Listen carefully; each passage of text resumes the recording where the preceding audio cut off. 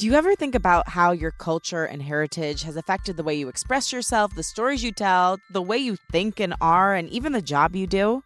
If you've listened to the podcast for any length of time, you know I'm very connected to, and some may say obsessed with, my Sicilian ancestry. And I'm always thinking about how it affects my creativity and my life in general. So I'm super excited about today's guest. She will be sharing how her Sicilian heritage influences her writing and storytelling, and how you can tune into your own background to shape your creative expression and the stories you want to tell. Welcome to Unleash Your Inner Creative with Lauren LoGrasso. I'm Lauren LoGrasso. I'm a Webby Award-winning podcast host and producer, singer-songwriter, public speaker, and multi-passionate creative. This show sits at the intersection of creativity, mental health, self-development, and spirituality, and it is meant to give you tools to love, trust, and know yourself enough to claim your right to creativity and pursue whatever it is that's on your heart. Today's guest is Jo Piazza. She's a best-selling author, podcast creator, and award-winning journalist. Jo is the national and international best-selling author of books like The Sicilian Inheritance, We Are Not Like Them, You Were Always Mine, and How to Be Married, just to name a few. She's also the host of one of my favorite podcasts, Committed, as well as Under the Influence and The Sicilian Inheritance, and honestly, many more. As an editor, columnist, and travel writer, her work has appeared in the Wall Street Journal, the New York Times, New York Magazine, and many other publications. Again, anyone who knows me knows I have a deep, deep love for my Sicilian roots, and so does Jo. Beyond that, I really wanted to share her and her story with you because she has so many amazing tools for creative, multi-passionate people and ambitious women everywhere. From today's chat, you'll learn the key to great storytelling and how to find and tell hidden stories, how to approach business as a creative, how to include your culture and heritage into your creative work, the importance of women supporting women, and much more. Okay, now here she is, Jo Piazza. I'm so excited to meet you, by the way. I don't know why, but I didn't put two and two together that you were the host of the Committed podcast. Yeah. That was a huge inspiration to me as I was starting my podcast. You were one of the main ones I was listening to, so you were a creative muse for me. So in a way, you are why we're here today. I love that. I mean, everything always comes full circle, right? Like when I was creating Committed, which was so long ago now, it was like 8 years ago, I was listening to a lot of Nora McInerney, Terrible Thanks for Asking. And then Nora and I became friends in real life. And I was like, you inspired Committed. This is like always what happens because creative women find each other. That is so true. And so do Sicilian women. Yeah. I made a list of everything we have in common. I'm sure there's more, but these are the things that are known. Both Sicilian. My family is from Marsala. One of your original families of origin surname is Marsala, potentially lineage there. My family is also from Marsala originally, many, many hundreds of years back. Yep. No way. Okay, cool. So maybe we're cousins. Definitely related. Yeah. Committed podcasts. There's also murders in my family, in my Sicilian family. Yes.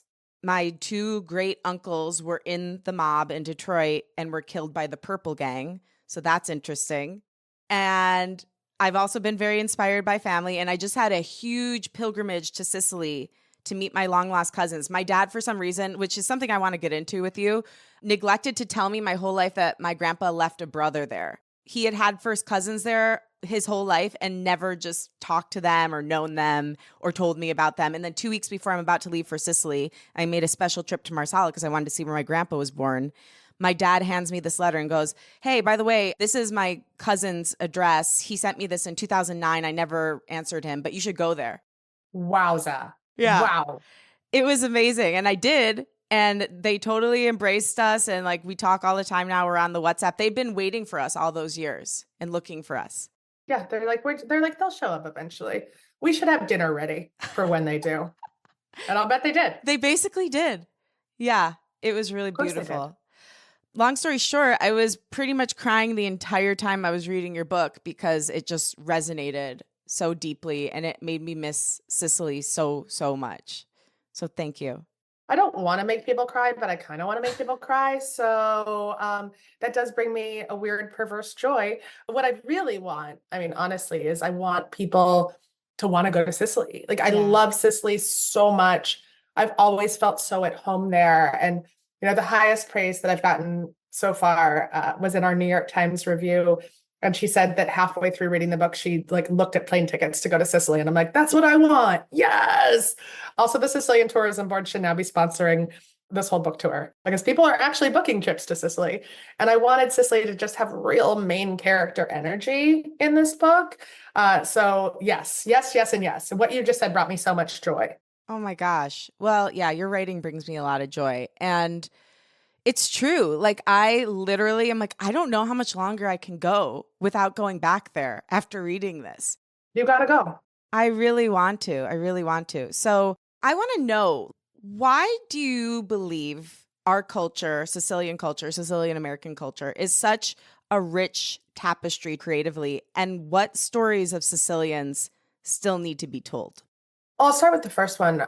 First off, we have such a rich and varied history. The island has just been conquered over and over again for the past 4,000 years. And so we're really a legitimate melting pot of cultures from all over the world. And I think that we have brought all of their stories and their mythologies and their food and their cultures and brought it all together in Sicilians. And I think that that makes the culture just so incredibly rich. For the stories that haven't been told, I mean, it's the stories of women. It really is. Like all over the world, women have not been the ones to write history. And yet we know that there are just so many strong, incredible, creative women who have not had their stories told. And I've said this a lot about, because I've also created a true crime podcast to go along. Yes. With the book. I mean, the book is loosely based on my great-great-grandmother's murder in Sicily. And I didn't dig into that while I was writing it because I just wanted to let my imagination go. But once I finished writing the book, I decided to solve the murder in real life because I'm a intensely thorough content creator. And I'm solving it in the Sicilian Inheritance True Crime Podcast, which is White Lotus meets Only Murders in the Building. And I start both the podcast and the book, you think that there's going to be a dead woman. Mm. And because I think we are a culture obsessed with dead women and how women die. I mean, if you look at like literally every thriller ever, but we don't end that way. And I don't think that's a spoiler because the goal of the book and the podcast is to tell the stories of women's lives and how they lived. And I can tell you the most woo-woo thing that has happened. Please, we love the woo. I love the woo. I love the woo. So I've been talking to a medium, one of my favorite mediums, Marianne DeMarco. She's also an Italian American and she lives on Long Island, as apparently all mediums do. She told me the other day, she's like, I feel the energy of all of these Sicilian women from like hundreds of years back, just so happy you're telling their stories that haven't been told. And I felt that the whole time that I was writing the book. I really did feel that. So, to hear it validated by my favorite medium, that felt good. I love that. Yeah, I mean, I feel that too. As I was reading it, I'm like, did my great-grandmother live this way? Because, my dad's family's from Marsala, but my mom's family's from a little mountain town as well called Mislmeri, which is right outside Palermo. And we actually visited there when we went in October. And honestly, it was like a time capsule. I mean, not that much had changed. And when I go to Marsala, I'm like, I don't know that we did leave for a better life. Like my family there is doing great and thriving. And like, I actually had a lot of grief because I was like, I wonder if we could have been happy here. Yeah. But when we went to Mislmeri, I was like, okay, I get why they left. Like there wasn't a lot going on. It was quiet, but the people there were so proud and kind and loving and generous. Like we walked into a church. My Aunt Santa had just died here in the States. She was 100, but her dad was born there in Mislmeri. And we walked into the church and we told this priest, like translating on Google Translate, and he's like, okay, I'll do the mass for her. So he just like did a mass right then and there in my Aunt Santa's name. And so, yeah, it was beautiful. But I really felt the women from that part of my lineage in your book. It felt like I was walking with them as I was reading it. I mean, that's how I felt while I was writing it. And, I think the women in your lineage then were probably here. They're probably like in the ether. They're probably somewhere. Because, I mean, there were just things that I wrote while I was writing the book that I feel like I couldn't have known too. I mean, I did an intense amount of research. I talked to a lot of academics who studied the period. I read novels from the period, read a lot of histories of Sicily. But like, just like little granular things about their lives that I'm like, oh, I know this is true. Like I can feel this in my bones that this is true. Yeah. So I want to deep dive into everything with the book, with our culture. But first, I want to do a little deep dive on you because you are such a prolific creative. I mean, it's really astounding to look at your body of work and what you continue to do. But I believe creativity is directly linked to the inner child, our younger selves. And so I wonder, when you trace the lines of your life, what was the first sign that you would become a storyteller? Oh my gosh. I mean, I have been writing and telling stories since I was a kid. I've been like writing little books, ever since I was about 5 or 6 years old. And now I have a 6-year-old and he does the same thing, which Oh. is really beautiful to watch. Once I was in college, I got the journalism bug and started writing for our student newspaper and got an internship at the New York Times. But I went to Penn where like literally everyone was an investment banker. And I'm like, I guess that's what I should do. And so I did all of the investment banking interviews and I interviewed with Enron. Oh my gosh.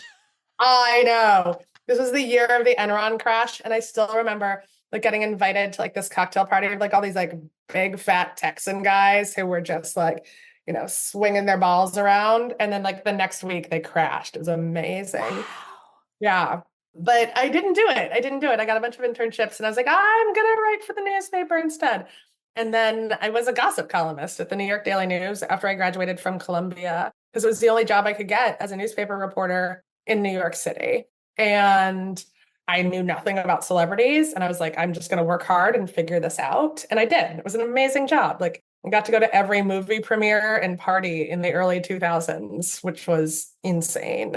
And then kind of evolved because, the internet changed everything. I originally thought I would be a newspaper writer, maybe a magazine writer for my whole life, but I've had to pivot over and over again as media has had to pivot, as media has, burned to the ground and risen from the ashes and burned to the ground again. And, I moved into digital, I moved into video, I moved into podcasts and eventually books. And I do like, telling stories in a lot of different formats. I will say the hustle is exhausting. It truly is. And, I don't think any of us who are doing this would say otherwise. But at this point in my career, more than a writer, I really call myself a storyteller because I do work in so many different forms. And I think you have to meet people where they're at. And some people want to consume in a podcast, and some people want to consume on social media, and some people want to consume in a book. And I'm trying to experiment with all of these formats to figure out the best way to tell each individual story. What have you found so far? Is there any through line to where the best place is for certain types of stories? No, there's no through line. There's no through line. I'm still figuring it all out, like literally right now. I love podcasting. I love audio because I think it's so intimate. I prefer audio over long form journalism at this point. I feel much more engaged with a story in audio, but I'm also a book nerd. I love a good book. What I have abandoned the most is that long form journalism that I used to write because I'm not seeing the platforms for it or the attention span for it right now. Hmm. That makes sense. And no one's paying for it. I mean, and I think that that's definitely worthy of a conversation when we're talking about creativity because we're living in a world right now where a lot of creative output is put out there for free. And that's dangerous for creatives because we do need to be compensated for art. And when it's possible to create and distribute for everyone to do it without compensation, I think it gets really hard for people to be truly creative. So we're at a weird inflection point, and it can be both exciting and challenging. And I try to choose the excitement over the other, but I think all of it is worth talking about and getting out there. Yeah, that's so interesting you said that because up until this point in my career, like I've done primarily free offerings, like podcasts. It's like ads, but it's free to the public. I have music out, but if you have one of the streaming services, or even if you don't, you can listen to it on YouTube. And I just put out a podcasting course, and it's like my first thing that people have to pay for. And it's interesting, like seeing the level of discomfort I feel over it, first of all. Asking for money, it's Uh-huh. very uncomfortable. Yep. I'm curious how my audience is feeling. I mean, it's selling slowly, But part of me is like, is it just because they're not used to paying for things from me? Yes. Yeah. Yes, that is it. And it's not fair to the consumer either, because we're actually training a whole generation of content consumers that things should be free. Yeah. And that's not our fault. I mean, this is what corporations have been doing, that we're creating content and they're distributing it for free. But I do think it's a very dangerous slope because people have to make a living. Yeah. I mean, that's something I heard you talk about. I listened to a podcast you did about ambition. How do you deal with that when you are doing something like selling a book? Like you said, you've become a selling machine. Like, how are you harnessing the power in that thing that we have to do as creatives sometimes? I'm a full on monster when it comes to selling the book because I have to be. I mean, I am working in traditional publishing where, most of the hustle to sell books is on me. And I do try to be as honest as I can about this as well. I'm like the breadwinner in my family. I am married to a wonderful man who has a great job, but like I'm the one that's like shouldering a lot of the financial burden. I have to make money doing what I'm doing. And if I don't, I won't do it anymore. And it's just like we've got 3 kids, and I'm like, oh wow, if like I can't make money in my creative life, I will do something else. I'll figure out what does, because they don't have a choice. I'm a mom. I think not enough of us talk about having to make money and like what you get paid for different things. Podcasting is a really interesting space because up until a year ago, I was on salary with a podcast company being paid just to make the podcasts. And they don't really need to do that anymore because now people will make them for free and they can distribute them. And then there's ad sales, of course, but that's different than having a salaried job. And so I saw that evolution. It took 7 years to happen, but it really did. And now I make them on my own and I'm the primary owner and I get all the money from the ad sales, but it is a different model. And now we're seeing it with books too. We're seeing a whole new generation of authors where you can independently publish and you will make money if people buy that book, but you're not getting any money up front to create. Mm. And I think it's a tricky space because we're saying you don't necessarily deserve to be paid for your work in order to create it. Yeah, and that does a number on your self-esteem, especially in a capitalistic society where we're constantly told who you are is what you do and how much you have. Mm-hmm. How do you advise creatives out there listening who are in a similar situation where they're having that self-esteem hit from being a have-not creatively, basically? How do you advise they get through that? Oh, it's really hard. I think you have to focus on what you're creating and the fact that you do love it and you derive joy from it. Social media doesn't help us though, because we have created a universe also where, we feel validated by likes and by numbers. And I think, staying away from that as much as possible is very important. Carving out time to create what you want, and then also finding a way outside of your art to validate yourself in another way. I mean, I will also say that I've written 12 books at this point. I'm very lucky that I can support myself as a writer, but I'm constantly working essentially another full-time job. That does give me the freedom to write, but it's also hard. It's also hard. But at the same time, I try not to be dependent on one thing because I think you have to have a lot of irons in the fire and be ready if something doesn't work out. Totally. How do you do that? Because I mean, I'm all for people being multi-passionate creatives. That's what I am as well. I think it's really important to have many different creative outlets in your basket. But do you face a lot of burnout? Like, how do you keep the creativity flowing through all these different things at the same time? Yeah, I don't get burnout in the creating process. I don't get burnout when I'm juggling so many different jobs. I'm burnt out right now because book tour burns me out. Like the process of like having to create at the same time as selling myself, I find selling myself very exhausting. Yeah. So how are you taking care of yourself through that?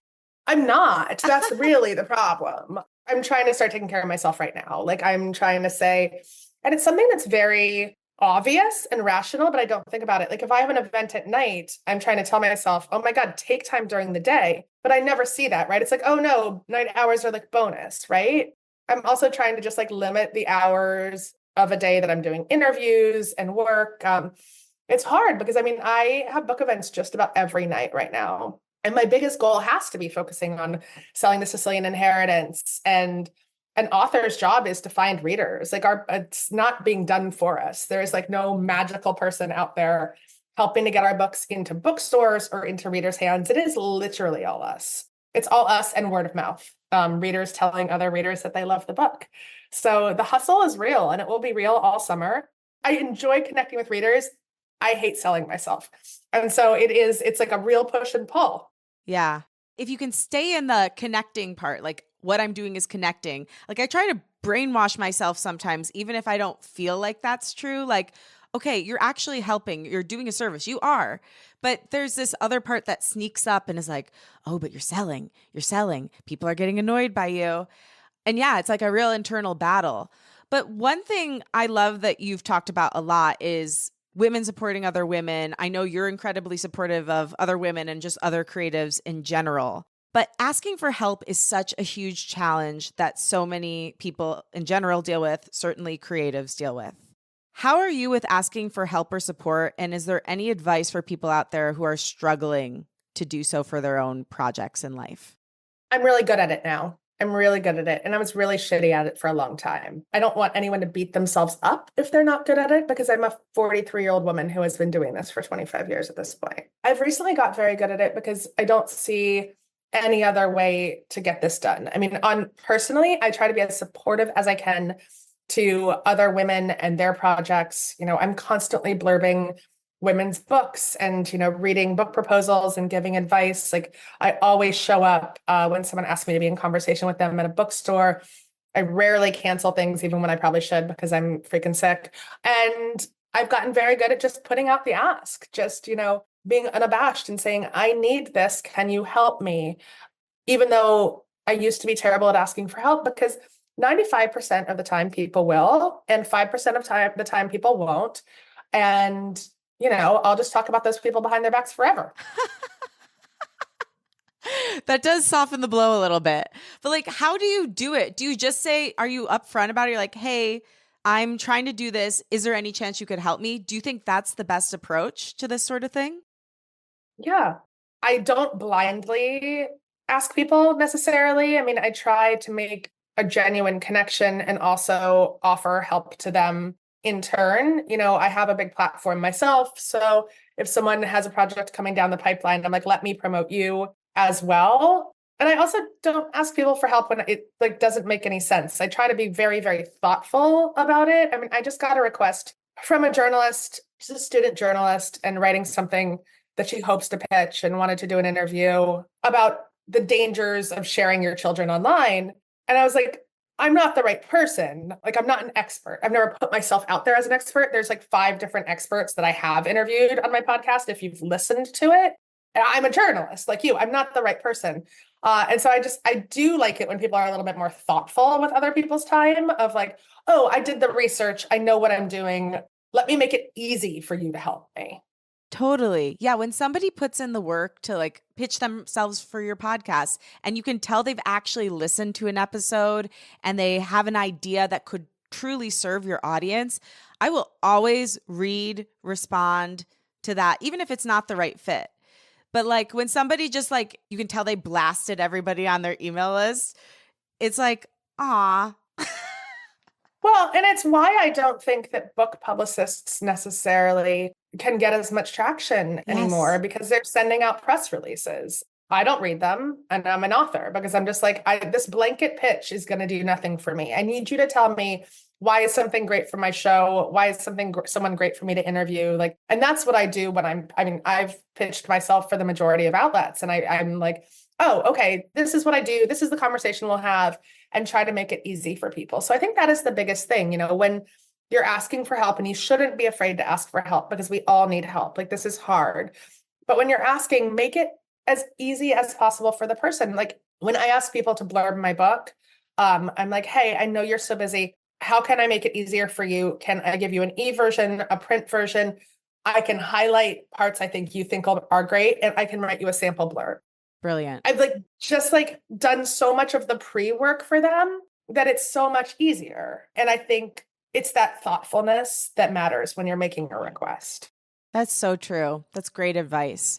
Hi, creative. Are you yearning to share your story, expertise, and heart with the world? Well, I have some exciting news for you. I am launching a podcasting course. It's called Podcasting for Self-Expression. It is a course and mastermind with live coaching to help you find your authentic voice and launch your dream podcast. During the course, I'll take you through everything you need to know to create a compelling show, from how to use your life story to find the topic you're meant to speak on, to how to find your podcast thesis statement, to the important technical aspects, to innovative ways to market your show, and more.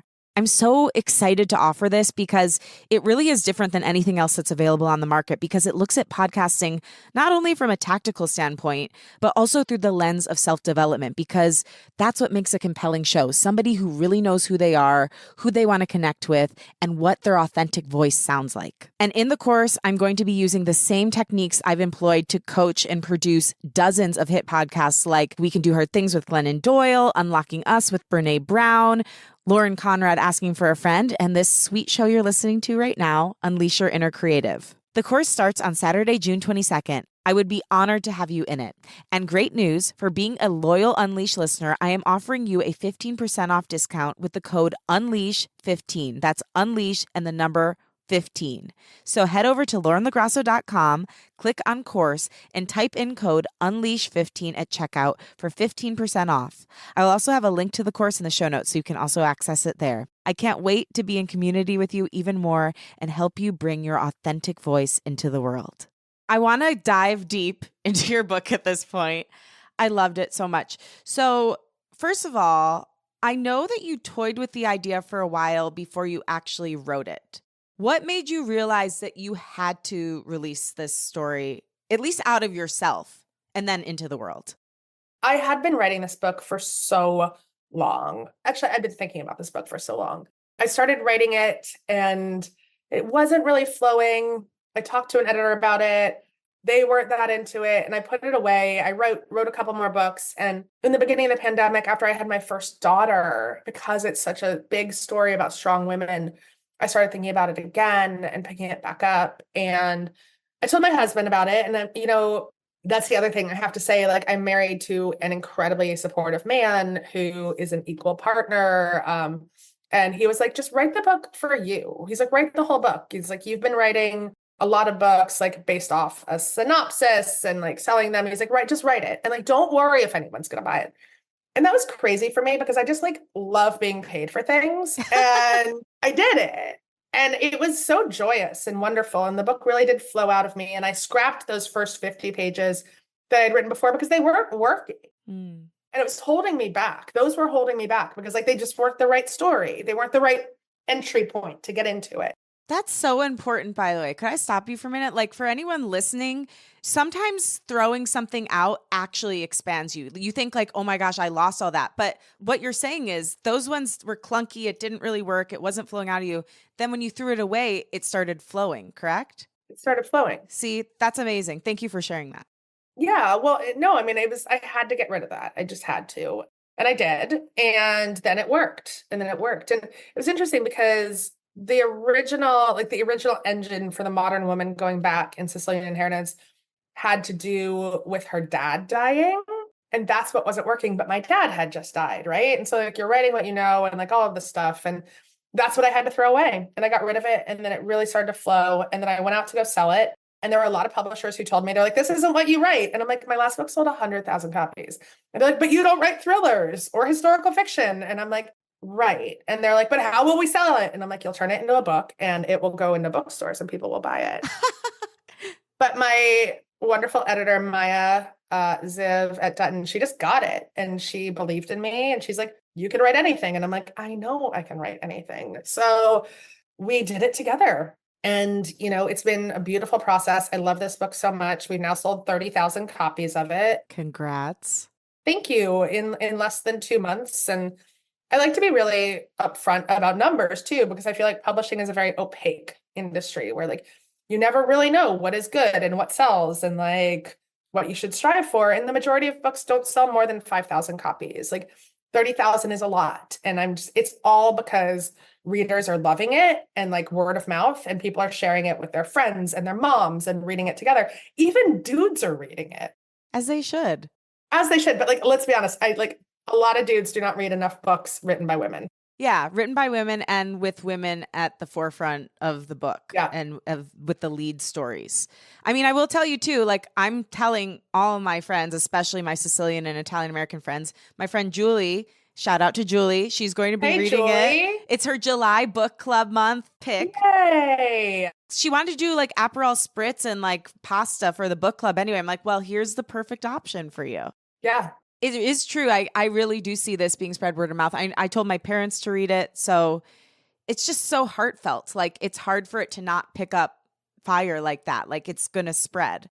Yeah. And that's what's been amazing because Yeah. like, when people love something, they really do share it. Right. And that's what I'm seeing, which is so cool. Yeah.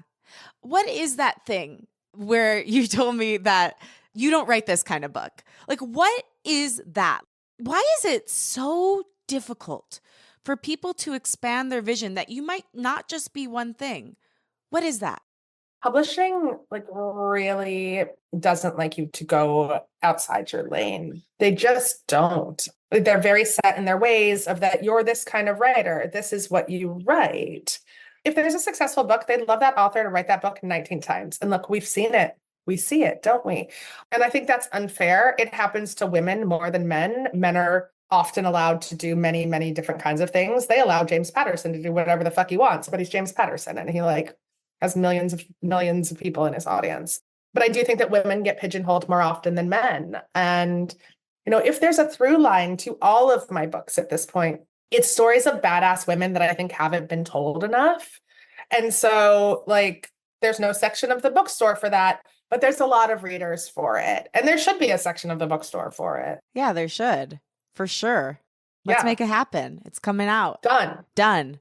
Signed, sealed, delivered today. Okay, so let's talk about these beautiful characters, Sarah and Serafina. First of all, I was so excited when I saw it was being told by two people. That really thrilled me. I love it when there are these mirror stories. So it was her great grandmother, yeah? Her great grandmother. Yeah, we have Sarah in the Yes. modern day, and Sarah is a woman living in Philly. She's a chef and a mom and a wife, and she goes back to Sicily to try to claim a family inheritance and unravel the potential murder of her great grandmother, Serafina. And then we see Serafina in the past timeline. She gets pregnant very young. She has her dreams and ambitions squashed. And we watch her as her husband leaves for America take on all of these new roles and become the town healer and the town doctor, and then have to make some very difficult choices. So how much are these two characters based on you and your actual great grandmother? Really not at all, to be honest. I mean, like my first crappy novel was super auto-fiction-y, but now I'm good at writing things that aren't real, which is real fiction. And I took the like very loose idea that I had, the family story of Lorenza. She's my great great grandmother, but great great gets so annoying to write in a book, so we just took out one great. Like just the idea of her being murdered and left alone. She was left alone much later in life. So with Serafina, her husband leaves when she's like 19 years old. Lorenza's husband didn't leave till she was in her 40s. They already had 7 children. Sarah is actually nothing like me. I mean, she is like really, except for the fact that she is a mom, and like I was able to write a lot of my own thoughts on motherhood in the book. But besides that, I really wanted to write someone who was in a dark place. She's in a dark place. She's trying to figure out her life, and her character is a little bit messy, but I wanted to rewrite the trope of the messy woman, because in so many, especially thrillers, we see a woman, she's an alcoholic, she's a pill popper, she's mentally ill, she's agoraphobic, like the girl on the train, woman in the cabin window phenomenon or whatever. And like Sarah's life is a mess because the world is hard for women. It's hard to get a business off the ground. It's hard to juggle all of the things of being a wife and a mother and an entrepreneur. And like, so that's why things are messy, because the world is hard. And I do feel a lot of that myself. So like a little bit of that, was similar to my own story. And then the town that we set a lot of the action in Sicily, Caltabellessa, is based on the town Caltabellota, where my family's from. But I needed to take a little bit of artistic license. So I changed the name slightly because I had to add a fountain. Damn fountains. Always making you change names. I know. Always making me change the names. Yeah. I think secrecy is it's a big thing across a lot of cultures, but I know for my own life in Italian, Sicilian culture, secrecy is such a huge thing. Protect the family name. Don't bring people into our business. Keep that hush hush. Was there any hesitancy within you or within your family to start sharing your family secrets? Not with me, because I mean, I'm such an open book. With certain members of my family, especially the men, to be honest, they like legit believe that there's some kind of weird family vendetta going on, of which I've always thought was kind of crazy. And so, and because I think they love the idea of like the mafia and the secrecy. And they're like, you don't want to open old wounds. And I'm like, oh my God, like you guys are like boring claims attorneys. And like, you're not Tony Soprano, okay? When they're legit not even connected to the mob at all. And so they claimed they didn't want me to do it, but now they're like fully bought in. Yeah. And like my family, like they just love attention, right? So they're like, oh, we're like famous now. So they're very into it. What do you think is up with the secrecy in our culture, though? I've been trying to figure that out for years. Where does it stem from? Is it from the mafia? No, I don't think it's the mafia. I mean, I think it's like I said earlier, the island has been conquered and really like pillaged, and people's rights have been suppressed and for so long that, to survive and to hopefully thrive, you really had to look out for your own and keep each other's secrets, especially from like the rich, like royalty that just like kept coming in. I mean, we have the Normans coming, we have like then the Romans, we have like all of these conquerors coming. And I think the Sicilian people really banded together to try to keep their culture strong and to protect themselves. And to do that, they really had to have secrets. And then also when the mafia came around, and that was mostly around the turn of the century. It started as like bands of criminal associations fighting against the leadership of the country, which was treating the poor people so badly. But when they really, started turning into criminal organizations, people again had to protect themselves. So I think the secrecy has come out of having to protect yourself for so long. And as I was reading, I was also curious, like, what role did generational or inherited trauma or stories play into your research and your writing of the book? So much. I think, especially when it comes to the women of this island, they've been through so much, and we can like feel it in our bones. And when it comes to women generally, we've taken on so many burdens for so long, but being able to tell those stories, being able to write those stories, like we said earlier, that has been very freeing and incredibly uplifting to me. Yeah. And one of the things that I was so touched by in the book is the way all the women came together and supported each other. Why was that an important story to tell? And I would love it if you could like go into some of the historical accuracy there. Yeah, no, of course. I mean, one, it was a necessity. You had about 1 million men leaving Sicily during this time period, and women having to band together in order to survive, to take care of each other. But I mean, that's just common throughout cultures and throughout history. Men have been leaving and going off to war or going off to explore the world. And women have always been the ones left behind. They've always been the ones holding together the fabric of society.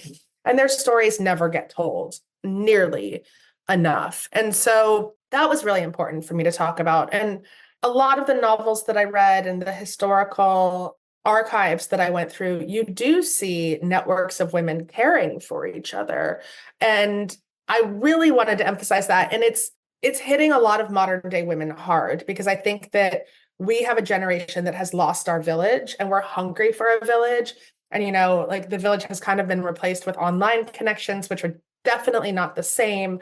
And so I wanted to emphasize that village for Serafina and also show that Sarah didn't have it. And that was a lot of what made Sarah's life more difficult. Hey, creative. If you love the show and it has meant a lot to you, could you do me a favor? Rate and review on Apple, give it a review on Spotify, share it with a friend. These things all make a major difference in a podcaster's life and in growing their show. And I really want to build up this community of creatives who love, trust, and know themselves, and love, trust, and deeply know others. So if you could do that and share the show with someone you care about, that would mean so much. All right. I love you. You know, I studied acting in college, and when I would get done with a play, I would think about the character and like wonder how they were doing when the play Yeah. ended. But like, do you wonder how your characters are doing after you leave them?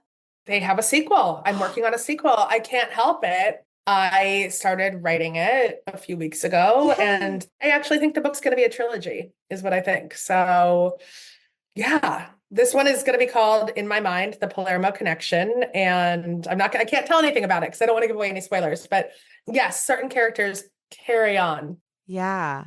And okay, this is something I'm also so curious about. Like when you're writing fiction, where are these people living? Like, are you channeling their voice? How does that work? Where does it come from? Yeah, I mean, one of my biggest tips that I give people that I say is that I get my butt in the seat every day and I write about 2,000 words. And right now I'm writing less because I'm on tour and I'm, really tired, but I still write every day. And I think that when you do that, the characters come alive in a very interesting way. And they come to you from all different places. And some of it is just like the depths of your brain, and some of it is maybe somewhere else. Like Marianne DeMarco, that my favorite medium, said, like maybe like our ancestors are whispering in our ears, so the muses are whispering in our ears. But I think that when you put in that work on anything creative, then it just lives with you all the time. But it has to do with getting your butt into that seat. And speaking about mediums, I mean, there's a lot of talk of spirituality and mysticism in the book, which I know is such a huge part of Sicilian culture. I love the part, by the way, about the goddess.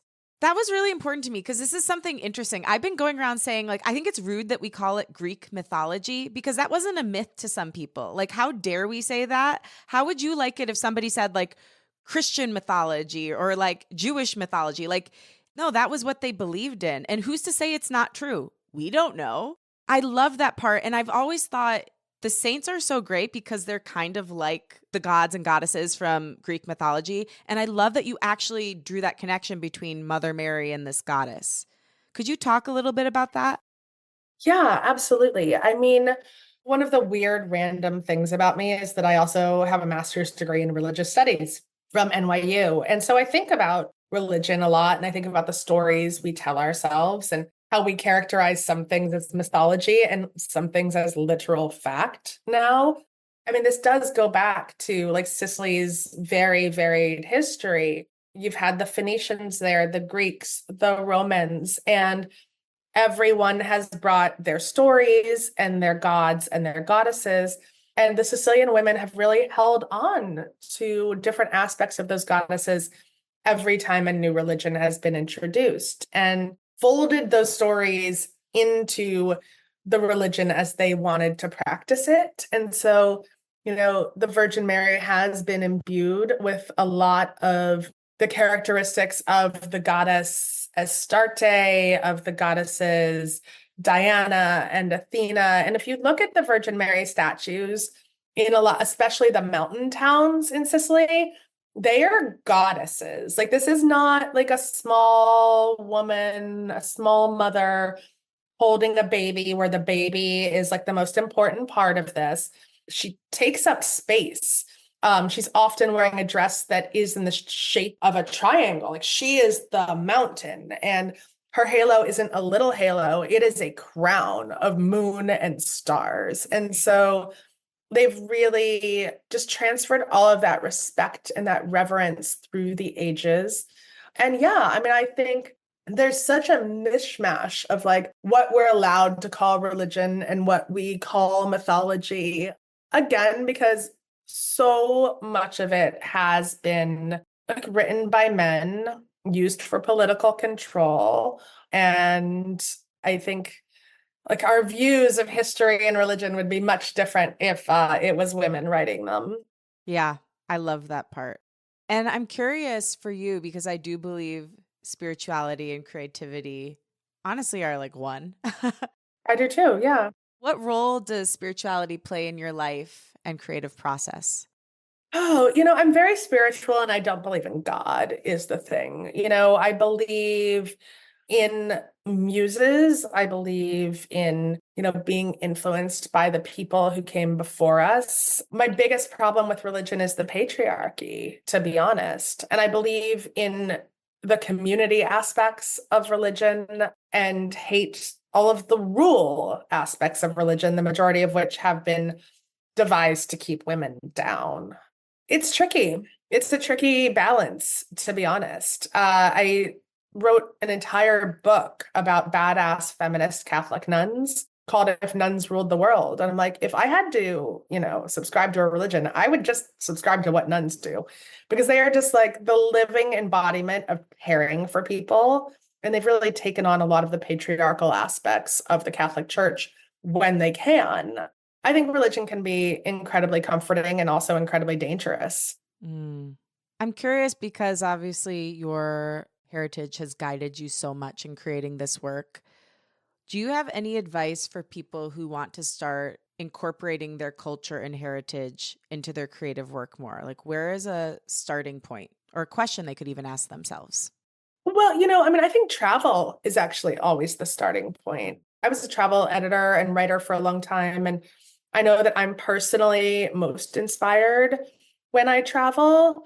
Again, like making sure that you just sit down and let your creative juices flow when you're traveling and give yourself the space and the time to do that. And I think a lot of that involves getting off of our devices. I think we're glued to our fucking phones and it is ruining our brains and our creativity. And, being mindful of that, they can be incredibly useful tools for connection. And I try to think about them as tools more than anything else, but they can also kill our community and our creativity. And we have to be mindful how we're using them.